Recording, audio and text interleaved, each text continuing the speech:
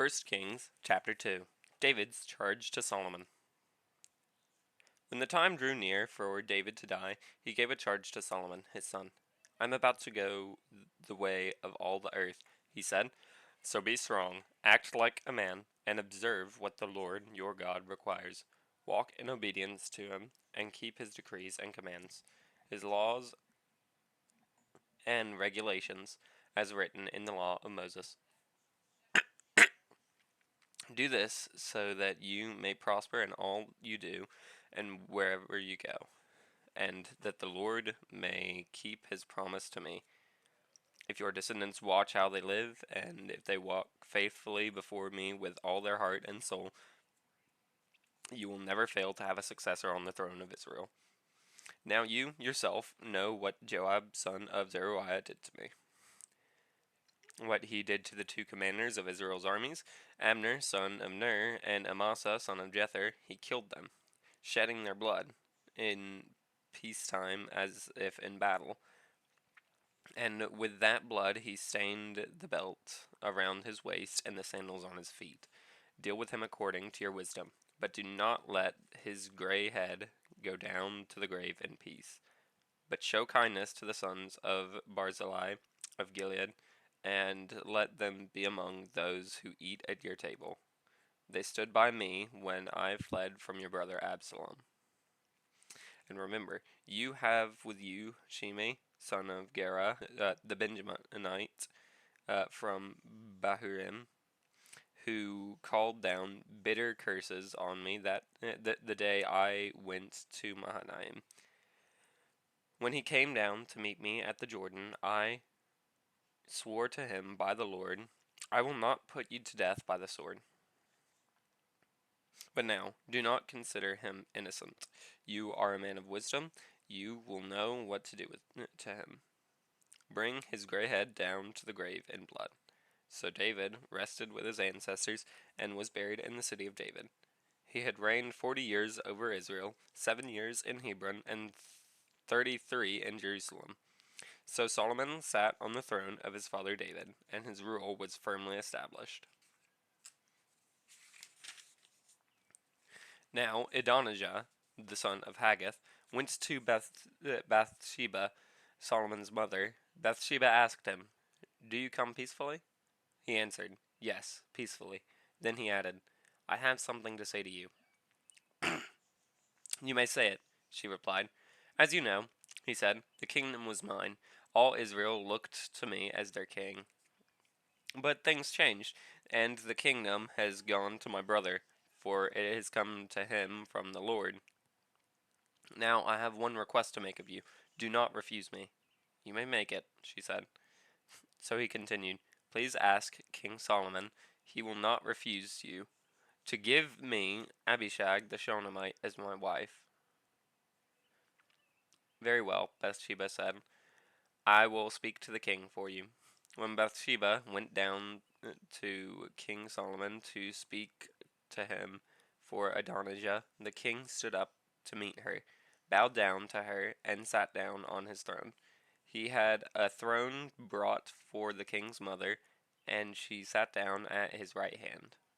I have one small request to make of you, she said. Do not refuse me.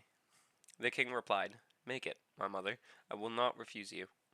So she said, Let Abishag the Shunammite be given in marriage to your brother Adonijah.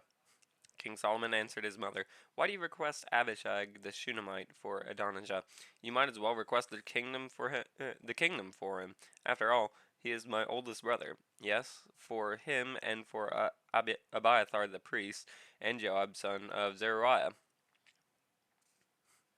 Then King Solomon swore by the Lord, May God deal with me, be it ever so severely, if Adonijah does not pay with his life for this request. And now, as surely as the Lord lives, he who has established me securely on the throne of my father David, and has founded a dynasty for me as he promised, Adonijah shall be put to death today. So King Solomon gave orders to Benaiah, son of Jehoiada, and he struck down Adonijah, and he died. To Abiathar the priest, the king said, "Go back to your fields in Anathoth.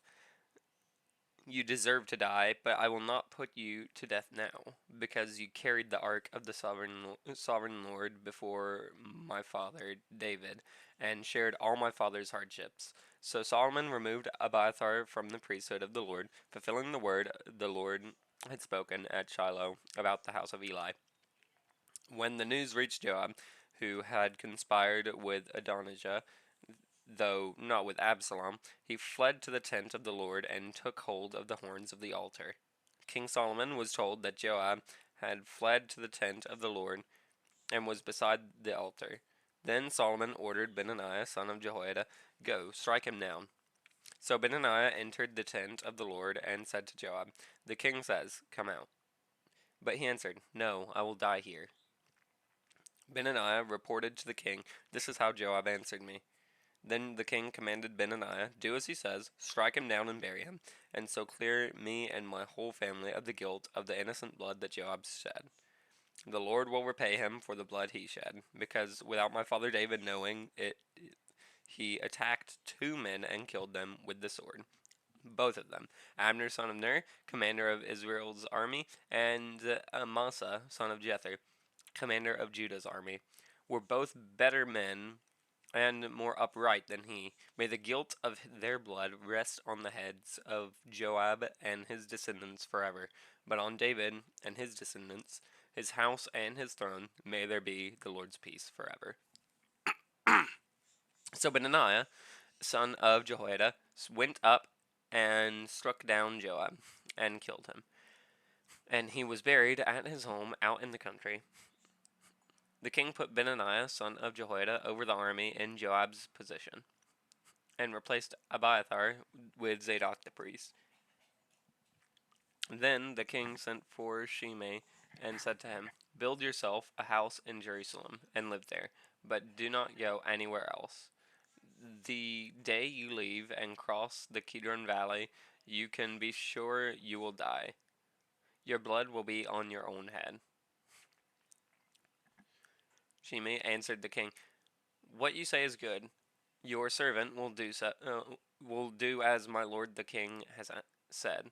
And Shimei stayed in Jerusalem for a long time. But 3 years later, 2 of Shimei's slaves ran off to Achish, son of Maacah, uh, king of Gath, and Shimei was told, "Your slaves are in Gath." At this, he saddled his donkey and went to Achish in Gath and in search of his slaves. So Shimei went away and brought the slaves back from Gath.